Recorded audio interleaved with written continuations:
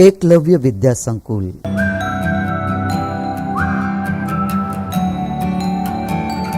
कक्षा 8 विषय हिंदी विषयांग भरत भाग 1। इस पाठ के लेखक है राजा लक्ष्मण सी और इसका साहित्य प्रकार है एकांकी। विद्यार्थी मित्रों, इस पाठ का अभ्यास करने से पूर्व हम यह जान ले कि एकांकी किसे कहते हैं, एकांकी की परिभाषा क्या है। तो विद्यार्थी मित्रों, आपने कई बड़े नाटक देखे होंगे अथवा तो नाटकों के बारे में सुना होगा।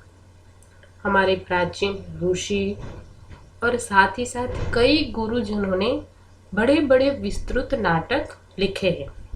रामायण, महाभारत, ये बड़े बड़े विस्तृत नाटक हैं जो कई दृश्यों में विभाजित होते हैं। इसमें कई सारे दृश्य होते हैं, प्रसंग होते हैं, भाग होते हैं, बड़े ही विस्तृत होते हैं।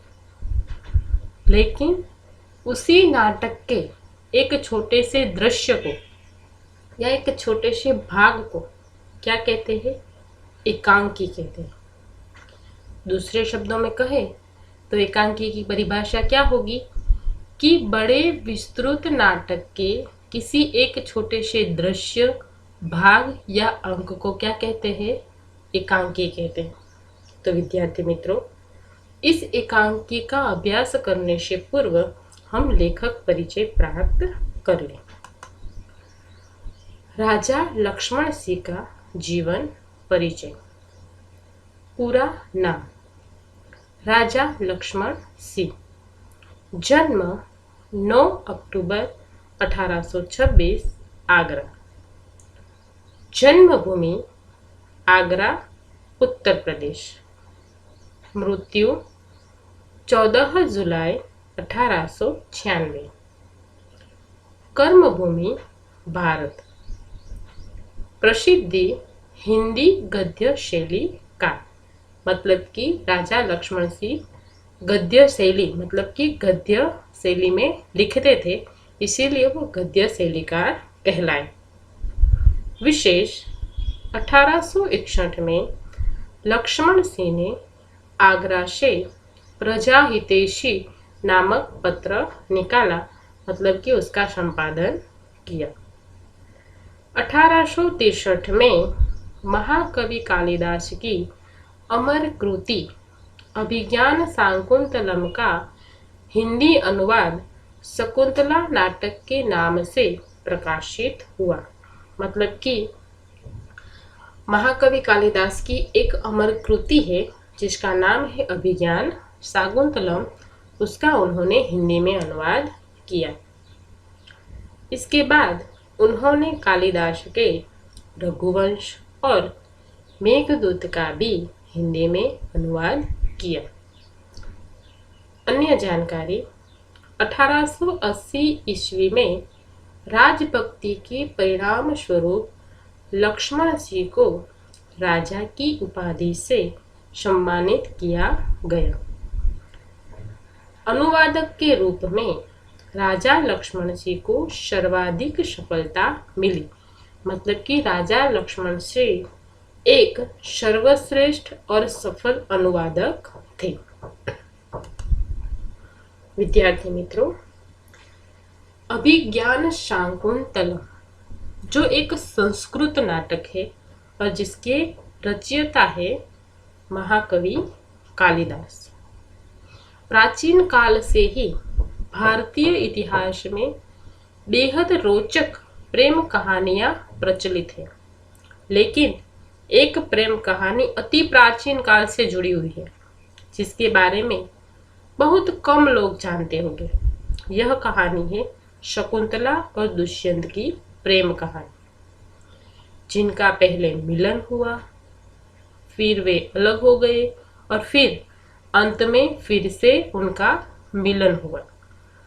तो कालिदास ने इस प्रेम कहानी को लेकर एक विश्वविख्यात नाटक लिखा जिसका नाम है अभिज्ञान शाकुंतलम। विद्यार्थी मित्रों, आज हम जिस एकांकी का अभ्यास करने जा रहे हैं उसका शीर्षक क्या है? भरत, जिसके नाम से ही हमारे देश का नाम भारत रखा गया है।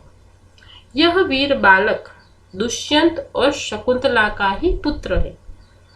तो इस एकांकी को पढ़ने से पूर्व हम दुष्यंत और शकुंतला की प्रचलित कहानी के कुछ पहलू को देखेंगे और जानेंगे। बड़ी रोचक कहानी है, तो सभी विद्यार्थी इसे ध्यान से सुने। यह है राजा दुष्यंत और यह है एक अप्सरा की पुत्री शकुंतला। तो इस कहानी के शकुंतला और दुष्यंत की प्रेम कहानी के कुछ पहलू हैं यहाँ पर जो मैं आपके सामने रखना चाहती हूँ।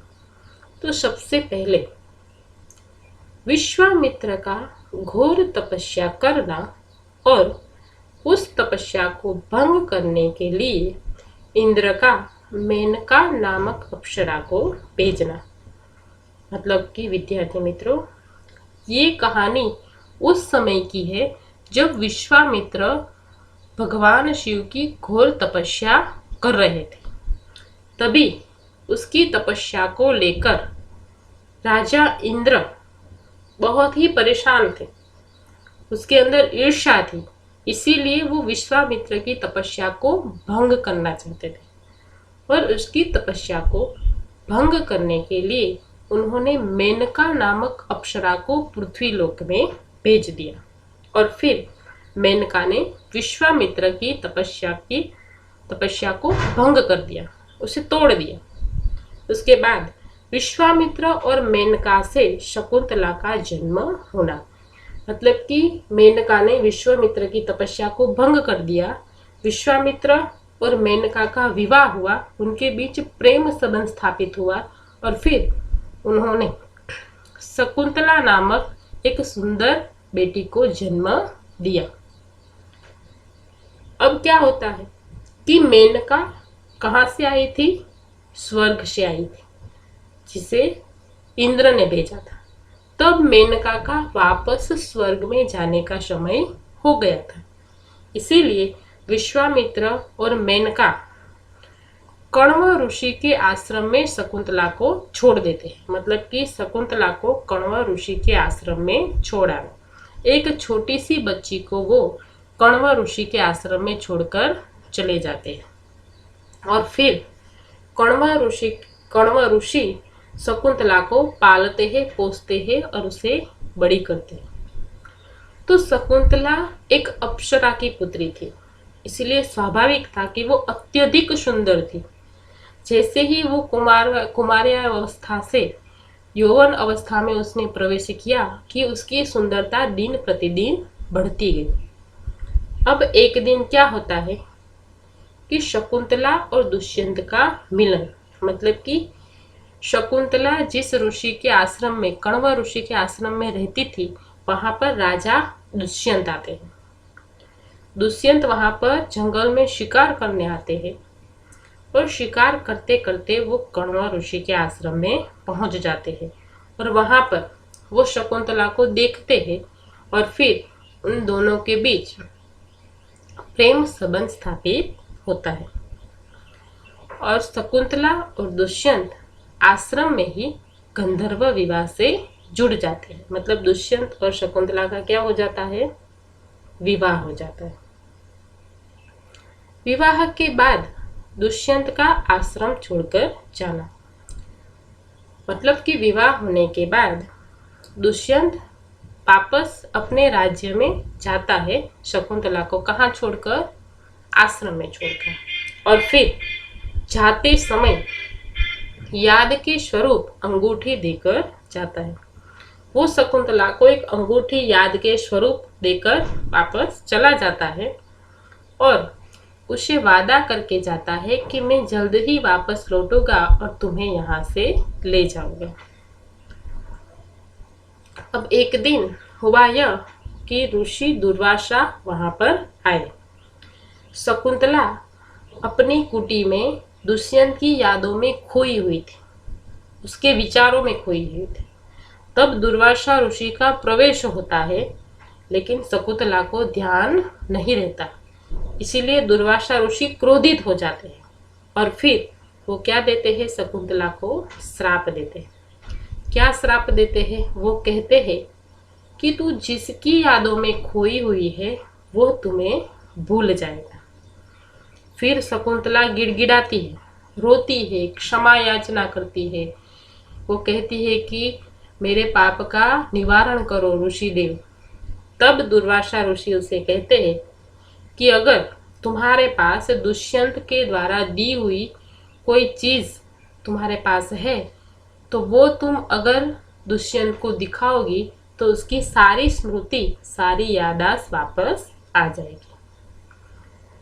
अब जैसे ही दुर्वासा ऋषि ने श्राप दिया कि दुष्यंत का शकुंतला को भूल जाना, मतलब कि दुर्वासा ऋषि के श्राप के कारण दुष्यंत शकुंतला को संपूर्ण रूप से भूल जाता है।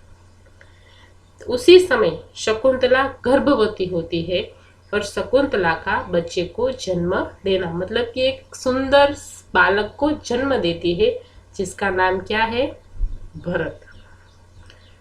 बालक को लेकर दुष्यंत के पास जाना और अंगूठी का नदी में बह जाना, मतलब कि एक दिन शकुंतला नदी में नाव में बैठकर जा रही थी, तभी उसके हाथ में जो अंगूठी थी जो उसने दुष्यंत को दी थी, दुष्यंत ने दी थी, वो अंगूठी नदी में बह जाती है।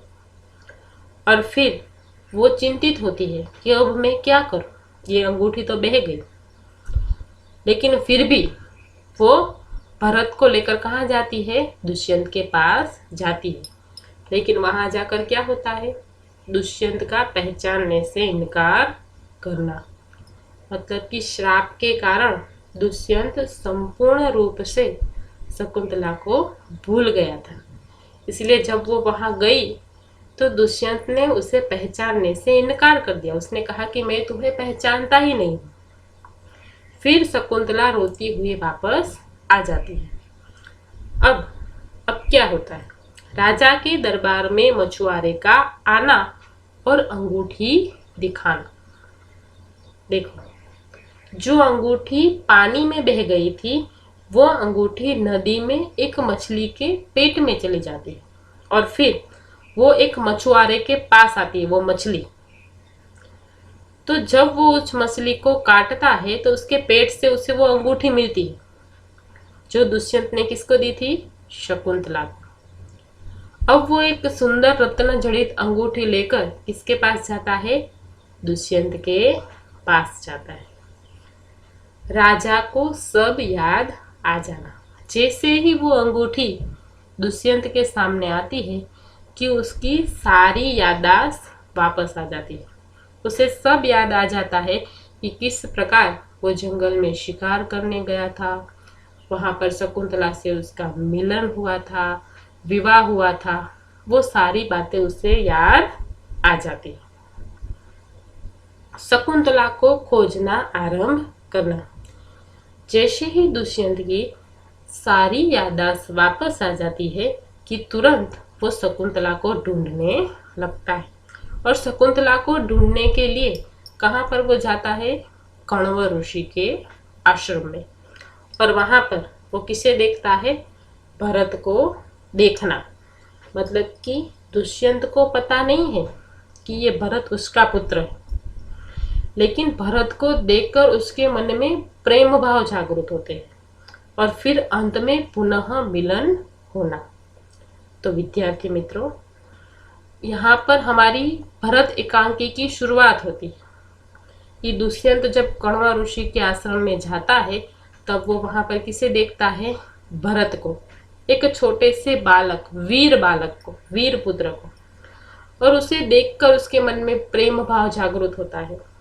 उसे पता नहीं है कि यह शकुंतला और उसका ही पुत्र है। तो यहाँ से हमारी एकांकी की शुरुआत होती है। तो आइए विद्यार्थी मित्रों, हम इस एकांकी का अभ्यास करें। पात्र। भरत एकांकी के पात्र एक बालक है जिसका नाम है भरत। राजा दुष्यंत तपस्विनी पहली और तपस्विनी दूसरी, मतलब कि दो तपस्विनियां हैं जो आश्रम में रहती थी, पहली तपस्विनी और दूसरी भरत और राजा दुष्यंत। दृश्य, एक बालक सिंह के बच्चे को घसीटते हुए लाता है और दो तपस्विनियां उसे रोकती हुई आती है। राजा दुष्यंत पेड़ की ओट से उन्हें देख रहे हैं। मतलब कि एक बालक है, वो बालक कौन? भरत। वो सिंह के बच्चे को जंगल से घसीटते हुए लाता है और जो दो तपस्विनियां होती है वो उसे रोकती है। और यही सारी चीजें एक दुष्यंत, राजा दुष्यंत एक पेड़ के पीछे खड़े खड़े देख रहा है। बालक, अरे सिंह, तू अपना मुख खोल, मैं तेरे दांत गिनूंगा। मतलब कि वो बालक वीर है। वो क्या कहते हैं?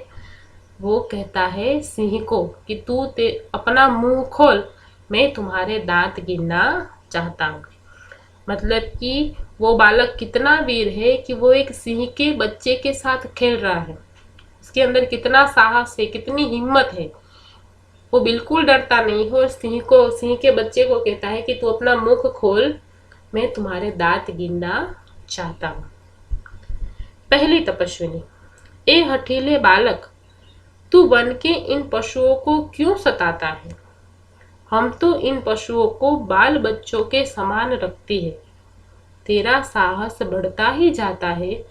तेरा नाम ऋषियों ने शर्वदमन रखा है, सो ठीक ही है। मतलब तपस्विनी उस बालक से कहती कि ए हठीले बालक, हठीले यानी कि जिद्दी बालक, तू वन के इन पशुओं को क्यों सताता है, क्यों परेशान करता है? हम इन सभी पशु पक्षियों को बाल बच्चों की तरह रखते हैं, लेकिन तू इन सबको क्या करता है? परेशान करता है, सताता है। तेरा दिन प्रतिदिन साहस, तेरी हिम्मत बढ़ती जाती है, तेरा हठ बढ़ता ही जाता है। तेरा नाम ऋषियों ने सर्वदमन रखा है। मतलब कि वो बालक कहाँ पर रहता था? आश्रम में रहता था। तो आश्रम के सभी ऋषियों ने उस बालक का नाम क्या रखा था? सर्वदमन। सो ठीक ही है। सर्वदमन अर्थात क्या होता है? सबका दमन करने वाला, अर्थात सबको परेशान करने वाला। दुष्यंत पेड़ के पीछे खड़ा है। वो कहाँ पर खड़ा है? पेड़ के पीछे। उनकी बातें सुनकर स्वयं से, आह, क्या कारण है कि मेरा स्नेह इस बालक की ओर उमड़ा सा जाता है। मतलब कि दुष्यंत पेड़ के पीछे खड़ा है और वो देख रहा है कि यह जो बालक है वो सिंह के बच्चे के साथ खेल रहा है, तपस्विनियां उसे रोकने का प्रयत्न कर रही है। वो सारी घटना वो एक पेड़ के पीछे खड़े खड़े क्या कर रहा था? देख रहा था। तब वो मन ही मन उस बालक को देखकर सोच रहा है कि कैसा एक भाव है जो मेरा इस बालक के प्रति बढ़ता जा रहा है। मेरा स्नेह इसके प्रति क्यों बढ़ता जा रहा है? उस बालक में क्या है? क्या कारण है इसका?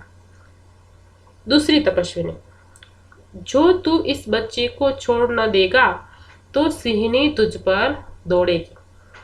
मतलब तपस्विनी उसे क्या कहती है कि हे हठीले बालक, तू सिंह के बच्चे को छोड़ दे, वरना उसकी जो माँ है सिंहनी वो तुझ पर दौड़ेगी, तुझे मारेगी। तो बालक मुस्कुराकर, ठीक है, सिंहनी का मुझे ऐसा ही डर है, मुंह चिढ़ाता। मतलब कि वो क्या कहता है कि कोई बात नहीं, आने दो उसकी माँ को, मुझे उसका कोई डर नहीं है। वो मुस्कुरा कर कहता है कि भले उसकी माँ आ जाए लेकिन मुझे किसी का डर नहीं है। दुष्यंत आश्चर्य से, यह बालक अवश्य किसी तेजस्वी वीर का पुत्र है। इसका मुख अग्नि के समान दमक रहा है। मतलब कि दुष्यंत आश्चर्य से अपने आप से बात कर रहा है कि ये बालक बहुत ही वीर है। इसका साहस तो देखो, एक सिंह के बच्चे के साथ खेल रहा है और फिर उसके अंदर डर भी नहीं है कि कहीं उसकी माँ आकर उसे मारेगी। तो उसके अंदर वीरता कूट कूट कर भरी हुई है। उसका जो चेहरा है वो तेजस्वी है और उसका मुख अग्नि के समान दमक रहा है। तो विद्यार्थी मित्रों, यहाँ पर दुष्यंत किसे ढूंढने आया था? शकुंतला को। और जब वो कण्व ऋषि के आश्रम में शकुंतला को ढूंढने आता है तब वो भरत को देखता है। तो भरत को देखकर उसके मन में एक प्रकार का प्रेम भाव उमड़ता है और उसके मन में प्रश्न उठता है कि क्या कारण है कि इस बालक के प्रति मेरा प्रेम भाव, मेरा स्नेह बढ़ता ही जा रहा है। ये बालक कौन है, किसका पुत्र है? वह जानने का वो प्रयत्न करता है, क्योंकि दुष्यंत को पता नहीं है कि उसकी पत्नी शकुंतला ने एक बालक को जन्म दिया है। तो विद्यार्थी मित्रों, अब किस प्रकार दुष्यंत को पता चलेगा कि ये भरत उसका ही पुत्र है, उसके बारे में हम अगले वीडियो में जानकारी प्राप्त करेंगे। आज हम यहाँ तक ही अभ्यास करेंगे। धन्यवाद।